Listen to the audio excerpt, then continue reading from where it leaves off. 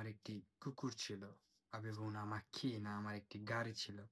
তো এই সকল ইতালিয়ান ভাষা আপনারা কিভাবে বলবেন? আপনার ছিল, এখন নেই। ঠিক আছে? তো এটা হচ্ছে verbo avere, avere এর imperfetto মানে imperfetto কাল যেটা সম্পূর্ণ হয় নাই। ঠিক আছে?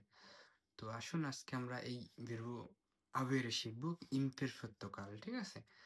এখন এই যেমন আমার ক্ষেত্রে বলি io avevo আমার ছিল, tu avevi তোমার ছিল, lui lei aveva তার ছিল, noi avevamo আমাদের ছিল, voi avevate তোমাদের ছিল, loro avevano তাদের ছিল। ঠিক আছে? এখন উদাহরণস্বরূপ আমি বলতেছি avevo un cane আমার একটি কুকুর ছিল। ঠিক আছে? avevo un gatto আমার একটি বিড়াল ছিল। আ avevamo una macchina আমাদের একটি গাড়ি ছিল। ঠিক আছে? এরকম সকলের ক্ষেত্রে আপনারা তৈরি করতে পারবেন। ঠিক আছে? তো আমি কিছু উদাহরণ দিছি। এখন আপনারা বাকিগুলা কমেন্ট করেন। সবাই ভালো থাকবেন, সুস্থ থাকবেন এবং ফলো করুন। ধন্যবাদ।